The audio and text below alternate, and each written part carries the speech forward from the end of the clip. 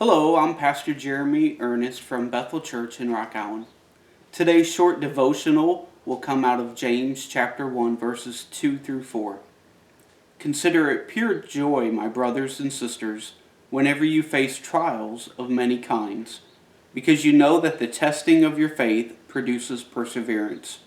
Let perseverance finish its work so that you may be mature and complete, not lacking anything.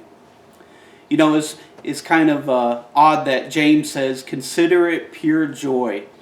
You know, that's typically not our first response when we go through a trial or are facing some situation in our life. But we see that joy is really the attitude that we need to have when we face trials in our life. We can see an example of this with Paul and Silas in the New Testament. They've been falsely accused and thrown into a cold, dark prison. And they're there worshiping and praising God and expressing joy out of their heart when suddenly there's a supernatural earthquake that causes the prison doors to open up. So whatever situation you might be facing, consider it joy and find joy even in that situation.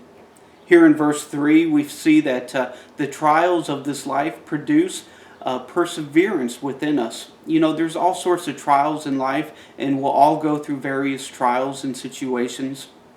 But here we see that God uses them to help us become more like Jesus and to make us more mature in our faith. And it's the testing of our faith that produces that perseverance within us. It is me saying to God, I will serve Jesus no matter what anyone says about me. It's me saying, I will follow after God no matter how bad things get. It's me saying, I will serve you, Jesus, even if you never do another good thing for me. It's that persevering in our faith, in serving God despite whatever it is that we are going through. The trials of our life will strengthen and build that faith within us. Let's take a look at verse 4 again. It says, let perseverance finish its work so that you may be mature and complete, not lacking in anything. Here this tells me that perseverance leads to a level of maturity.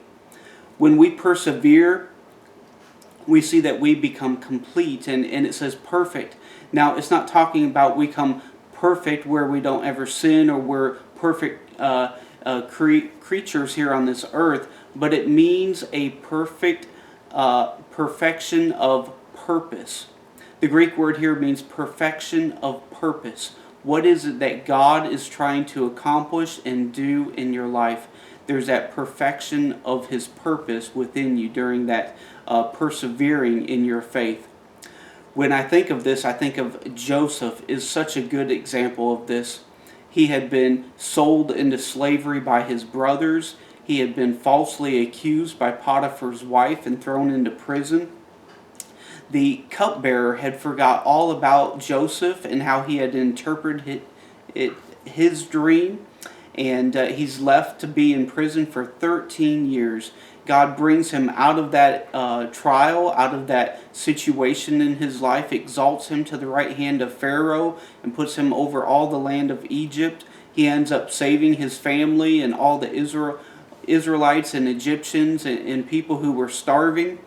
And years later, when his brothers come before him, they're concerned that Joseph might take his revenge upon them. And Joseph's response is just amazing. And we see it here in Genesis chapter 50, verse 19.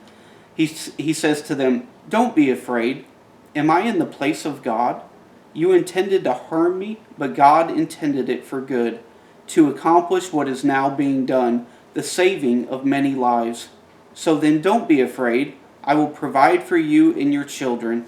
And he reassured them and spoke kindly to them. Isn't that amazing? After all that his brothers had done to him, he spoke kindly to them and provided for them.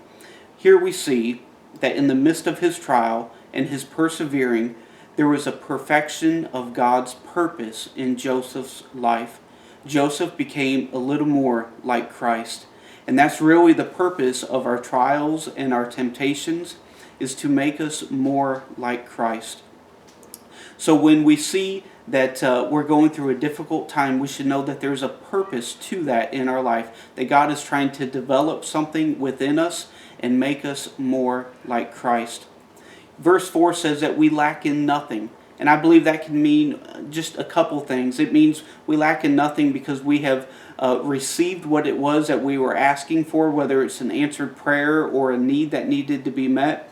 Or it could mean that we have become totally reliant upon Christ, and now Christ is sufficient for us. We don't need anything else because we have everything we need, and it is found in Christ.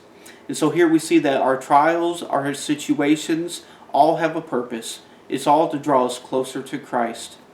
I hope this word blesses you today, and may God's blessing and favor rest upon you. God bless.